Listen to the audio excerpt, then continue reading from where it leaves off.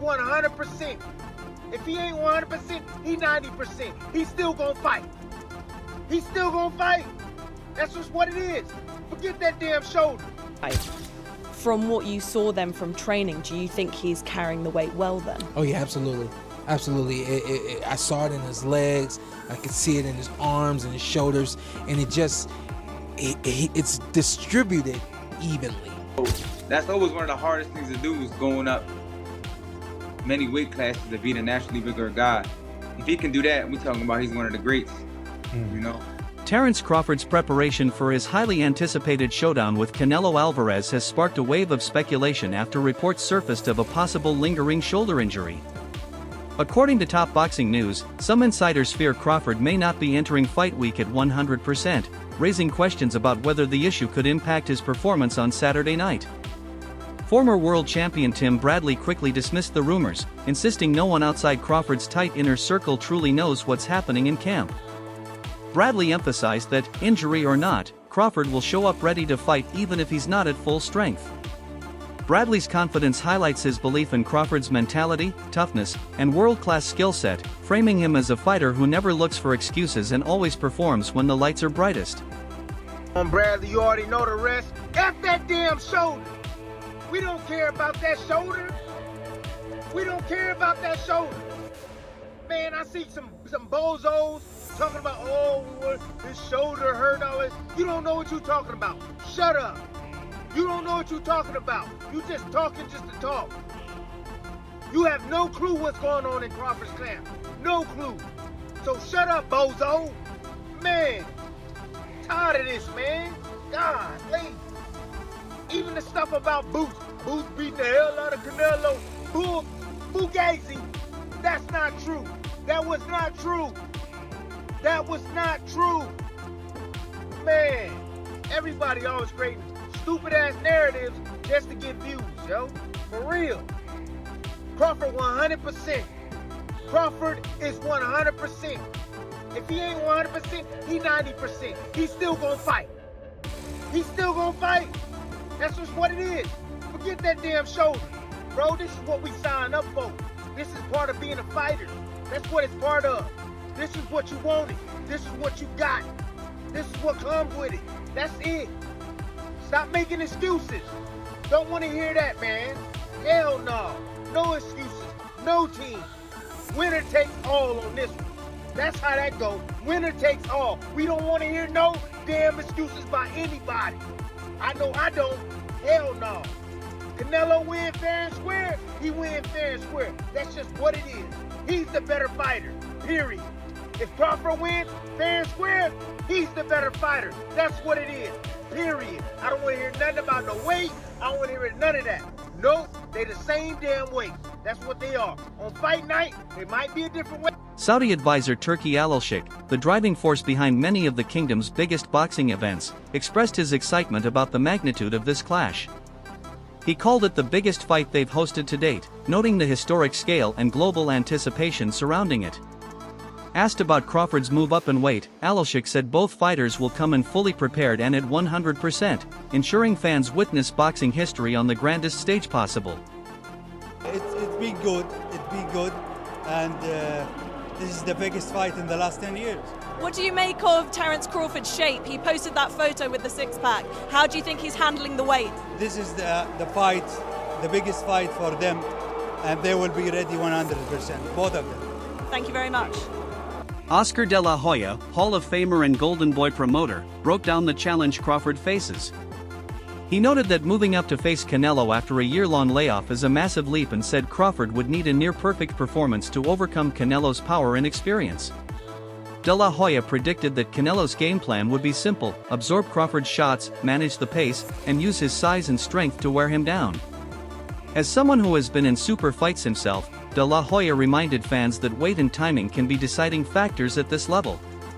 Do you feel that Terence has a shot in beating Canelo Álvarez? When I watched Terence Crawford get rattled and rocked by Yorkis Gamboa, who's a natural 30-pounder, it's going to be a huge problem when he gets hit by Canelo, who's a natural 175. So he fights at 175. He's fighting these big monsters. Yeah. He's not getting rattled at all. No. Berlanga's a big kid. Yeah. So it makes me think, I mean, how is Crawford going to keep him away for 12 rounds? Canelo's going to come at him hard. But then again, I think about Crawford's abilities and his IQ and his footwork. Boy Anthony, Executive Club, getting a fresh haircut. But just want to talk about Canelo Crawford is coming up this weekend, and everybody's excited. Here in Vegas, the electricity is in the air. So, look, even though these guys are, combined almost 80 years old, it should be a good fight. And let me tell you why. Crawford is coming up 2 weight classes, and he's coming off a year's layoff. So that's a huge advantage for Canelo. If Canelo forces his will on him, he'll probably be 190 pounds inside the ring on fight night. I give him a great shot in the 7th, 8th, 9th, 10th round to knock out Crawford. If he doesn't do that, then Crawford is gonna box his ears off. It might be another Mayweather versus Canelo. Remember when Mayweather was just schooling him and making him look silly? That can happen again this Saturday. So everything has to be perfect for Crawford. He has to use his footwork. He has to use his speed, his combinations, his ring IQ. He has to stay disciplined. And Canelo, all he has to do is take Crawford's punches, but he cannot be comfortable in. During the final press conference, Crawford addressed the injury rumors head-on, but instead of frustration, he responded with humor, joking about the speculation and brushing it off. His reaction showcased his trademark composure under pressure and sent a message that he refuses to let distractions give his opponent a mental edge. Crawford has always thrived in the spotlight, and this was no different. Thank you. Hey, Terence, how are you? This is Chava Rodriguez from ESPN Knockout. You know, to be involved in this kind of events has a lot of rumors, and you already know that everybody or many people saying that, I don't know if the left one, the right one, or both, but somebody says that you have some kind of problem in any one of your shoulders. Can you just clarify what is your position about those rumors? Yeah, my shoulder messed up, everyone. You know, so don't tell Canelo. You know, maybe the right, maybe the left, but it's both of them. I'm having problems with my shoulders. Shh, keep that under wraps. And finally, everybody says that Canelo is going to be the favorite in the, in the stadium with a lot of people supporting him. But what about Omaha? Do you feel many people from Omaha is coming to support you this weekend right here in the Allegiant Stadium? Former welterweight champion Shawn Porter, who has shared the ring with Crawford, praised his physical transformation during camp. Porter observed that Crawford's added muscle was balanced across his frame, legs, chest, and arms, without sacrificing speed or agility. In Porter's eyes, this proves Crawford has bulked up smartly and is physically ready to handle Canelo's natural size advantage. What do you think most people get wrong when they're thinking of putting on weight for fights? Most boxers don't lift weights. That's kind of the no-no in boxing. But, as I like to say, when you're putting on weight, it has to be muscle. You can't put on fat, you can't put on, sluggish, nothing. So the best thing a fighter can do when he's trying to gain 10 pounds to fight at another weight class is hit the weights, up your protein and things of that nature. I saw the man eat. The man is eating brilliantly. He's doing it all right. And that's what I meant when I said, when he decided to take on this challenge and Canelo Álvarez, it takes a good 2 years to successfully put on 10 pounds, along with successfully putting on 10 pounds to get your body to acclimate to that weight, right? So when people talk about him being out of the ring for 13 months, they really have to also accept they have to understand that he's been working and training for everything that he needs to do on fight night against Canelo Álvarez. So you saw him in camp as he was building and putting that weight on, and you said that you think he's doing it right. From what you saw then from training, do you think he's carrying the weight well then? Oh yeah, absolutely. Absolutely. I saw it in his legs, I could see it in his arms and his shoulders, and it's distributed evenly. You'll get a lot of guys who are bottom heavy, they don't have much on the top half, so once you get to the inside, they don't have a lot that they can do with you from this standpoint. I know a lot of people are concerned with Canelo Álvarez. Should he get in close? What's the strength situation going to be like? Well, Crawford's put on the right muscle mass in the chest area, in the ab region, and in the arms and things of that nature. I think he's going to be able to handle the strength just fine. The others say, like, no, that's 2 more weight classes. Like, once he gets touched by Canelo, it's going to be different. I am concerned about him absorbing a Canelo punch, especially through the course of 12 rounds. We do know this about Canelo. He's going to slow down, you know, so I think if anything, Canelo would try to start fast and bang on him and break him down before he gets later, and he still got that kind of steam. But, you know, there's so many components that make a champion. There's so many components that make a great, a legend. It's just so much to go into. It's a conversation that lasts an hour easily when we talk about all of the components that Terence Crawford has, all of the components that Canelo have, and how we find how they even out and who trumps one another, you know what I mean?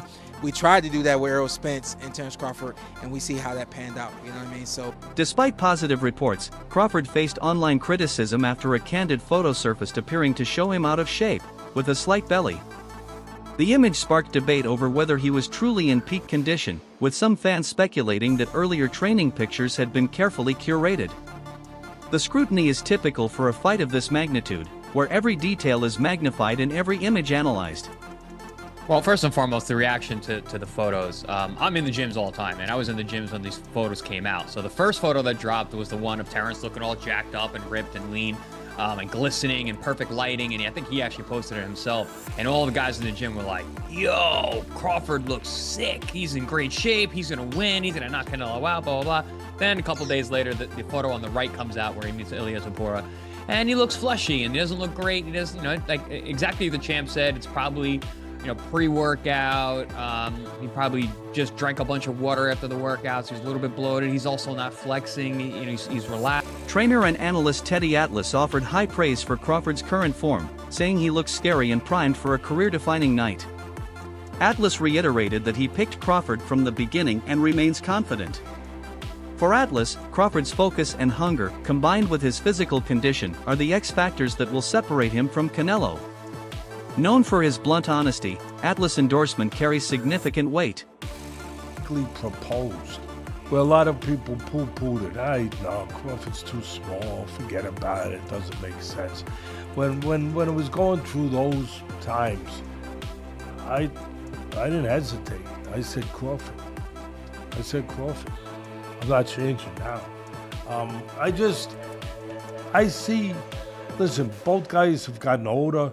I don't know. I hope it's not. And I'll put the disclaimer out there first. I'm not poo-poo. I'm not raining on anyone's parade. I think it's a very interesting fight, and I hope it's a great fight. And they're making it so big. They're really bringing everything out for this fight. You know, Dana White, his first involvement in boxing, and promotion of a fight like this. I know he's involved with Walsh, the Irish kid, but I mean, his first really foray with boxing in this kind of way and level with Turki Al-Sheikh, and they're not holding anything back. I mean, they're putting everything into this. I remember how excited everyone was for the Mayweather fight with Pacquiao. As it turned out, it was 5 years too late. It didn't happen when probably it should have, to really give us a chance to really have a great fight. And people were very disappointed. And I'm hoping that don't happen, and I don't think it will. Former champion Danny Garcia gave his take on Crawford's bold decision to step up in weight. Garcia called Crawford stubborn in the best sense, pointing out that he thrives on challenges that push him beyond his comfort zone. Garcia noted that throughout boxing history, some fighters have achieved greatness by moving up in weight, while others have faltered. He believes this fight represents the ultimate test of Crawford's greatness, one that could cement his legacy forever. Terence Crawford's trying to do what every great has tried to do, is go up in multiple weight classes and win. A lot of people, a few did it, a few didn't, you know what I mean? So that's always one of the hardest things to do, is going up many weight classes to beat a nationally bigger guy. If he can do that, we're talking about he's one of the greats, you know? But for me, I think Canelo will win a unanimous decision. Let me ask you this, because you know, like just because I could see the fight playing out like, all right, cool, it's competitive first 4 rounds, but I feel like once he feels his power a little bit, he might try to box him a little bit, and Canelo just walk him down. I could just see the judges probably giving him the rounds for like aggression. Well, let me ask you this, because I was just talking to Chris Colbert today. You know, funny guy. I know you know Chris. A funny guy. My guy. And you know, like we was talking about the fight and stuff like that, and you know, we're talking about Canelo's power, but I'm more so interested in seeing how Crawford's legs look in like round 7, 8, 9. When you're putting on all that extra weight, all that extra muscle, do you think that could bother him a little bit? Even sparring in the gym, when you spar like naturally bigger guys, that's tough. Cause I was doing that for my last fight, and no matter. Even when I got down to even when I was 160, I still look more like a welterweight. You know what I mean? Because of my body frame, my body type. You know what I mean? Yeah. And guys who are naturally bigger, when they could be 160 but look way bigger than you, just because they got more body mass. They're like their body's more bigger than yours. It's like they're naturally bigger than you. You know what I mean? Shakur Stevenson, the undefeated young star, expressed admiration for Crawford and predicted that if he beats Canelo, Crawford's resume will be the best he has ever seen. Stevenson's bold statement reflects the respect younger fighters have for Crawford and their belief that he embodies what it means to take risks for greatness. I feel like once he beat Canelo, that will be like one of the greatest resumes in boxing ever, just because of the fact that he's going up 2 divisions just to fight this guy, and this guy's bigger than him. And not only did you just crush Errol Spence, but you go out there and just, and the way that he beats Canelo too. If he go out there and just dominate and make it an easy fight, honestly, I think that that's gonna be like one of the best resumes I ever seen. But as far as the fight, I feel like Bud could beat him easy. How though? Don't give me everything, just how is it? For me, it's a blueprint already. It's literally blueprints to see. Floyd was a lot smaller than Canelo when he fought him. You keep Canelo on the outside. I ain't gonna even say too much, but you keep him on the outside and make it an easy night. So how would you like to see Bud go out right now? Because he getting close to that time. I think that's the fight. I think that fight, and then just call it, I'm done. What else is there to prove after beating Canelo? There's nothing else to prove. You can't go up no more. I mean, unless you want to go fight Usyk. You gonna go to 75, Usyk? If you fight Usyk, then man. Hall of Famer Andre Ward gave a measured breakdown of the matchup. He reminded fans that Canelo built much of his reputation by beating naturally bigger opponents and knows how to handle size disadvantages. But Ward cautioned that Crawford is no small man himself and possesses the technical skill to neutralize Canelo's power. He stressed that Crawford's footwork discipline will be the key. If he controls the distance and pace, he can dictate the fight.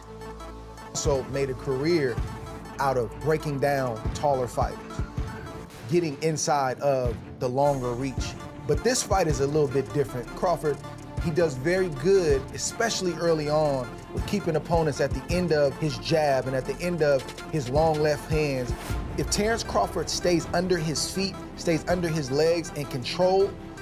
That's it for today's video. Stay tuned, Fight Night is almost here.